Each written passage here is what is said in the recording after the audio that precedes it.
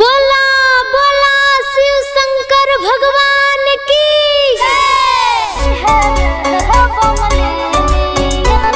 SNC films Kumar नवीन की प्रस्तुति DJ Kanchan Raj Hajipur Vaishali.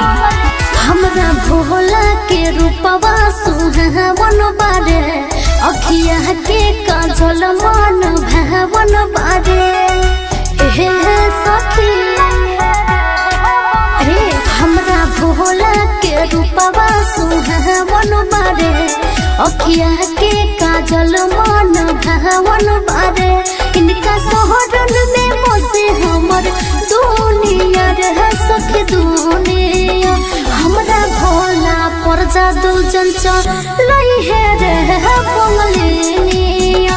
हमरा भोला पर जादू चंचल है रे बंगलिनिया। एसएनसी फिल्म्स कुमार नवीन की प्रस्तुति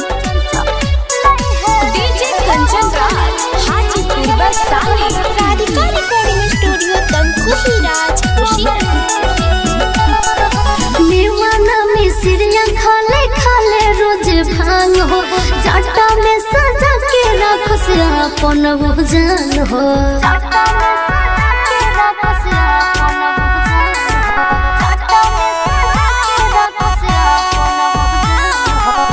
तीनों त्रिलोक के राजा हो राजा की है भुवन राजा इनका कृपा से चले सारा दुनिया रह सखी दुनिया हमरा भोला पर जादू चंचल है रे बंगलिनिया हमरा भोला पर जादू चंचल है रे बंगलिनिया। एसएनसी फिल्म्स कुमार नवीन की प्रस्तुति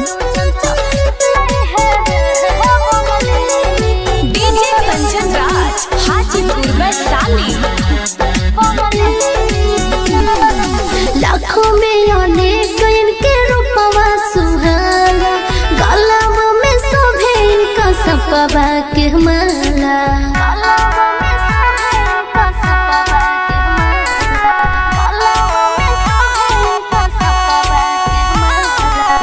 डड़वा में लगे मिर्गा के छाला हाँ छाला मिर्गा के छाला ओहे राजू से सविता यार भोंगिया रे भोंगिया हमरा भोला पर जादू चंचल है रे बंगलिनिया हमरा भोला पर जादू चंचल है रे